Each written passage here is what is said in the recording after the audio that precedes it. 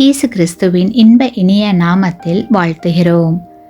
இன்றைய வேத வசனம்: உங்களில் எந்த மனுஷனானாலும் தன்னிடத்தில் அப்பத்தை கேட்கிற தன் மகனுக்கு கல்லை கொடுப்பானா? மீனை கேட்டால் அவனுக்கு பாம்பை கொடுப்பானா?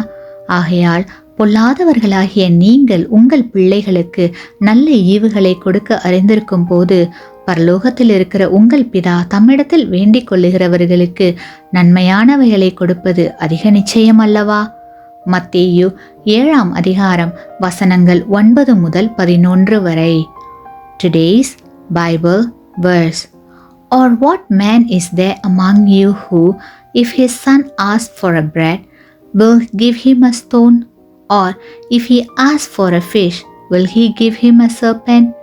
If you then, being evil, know how to give good gifts to your children, how much more will your Father who is in heaven give good things to those who ask him?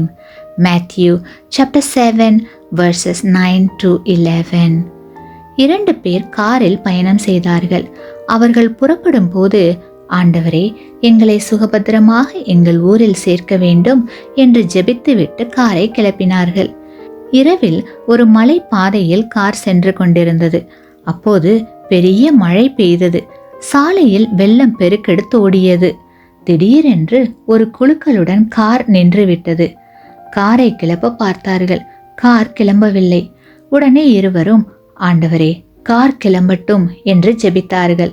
Car கிளம்ப மறுத்தது. மழையும் நிற்க மறுத்தது. இருவரும் காரிலேயே தூங்கிவிட்டார்கள். மறுநாள் காலையில் விழித்து சாலையில் சில அடிகள் முன் நகர்ந்து பார்த்தபோது அவர்கள் வாயில் இருந்து தானாக, இரவில் நாங்கள் கேட்டபடி செய்யாத கர்த்தருக்கு ஸ்தோத்திரம் எனும் வார்த்தைகள் கிளம்பின. ஏனெனில் சாலையில் ஒரு பெரிய பள்ளம் இருந்தது. அதில் மழை நீர் நிரம்பி இருந்தது.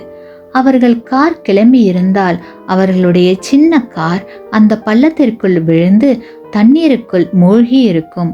இருவரும் இறந்து போயிருப்பார்கள். கிறிஸ்துவுக்குள் அன்பான சகோதர சகோதரிகளே, கர்த்தரை தேடுகிறவர்களுக்கு ஒரு நன்மையும் குறைவுபடாது.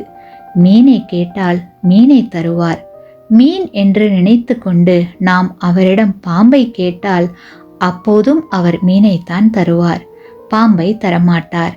ஏனெனில் கர்த்தர் நமக்கு எப்போதும் நன்மையானவைகளைத்தான் தருவார். ஆகையால் கர்த்தர் தரும் நன்மைகளை பெற்று மனமகிழ்ச்சியோடு வாழ்வோமாக. ஆமேன். நீங்கள் பெற்ற இந்த ஆசீர்வாதத்தை மற்றவர்களோடு பகிர்ந்து கொள்ளுங்கள்.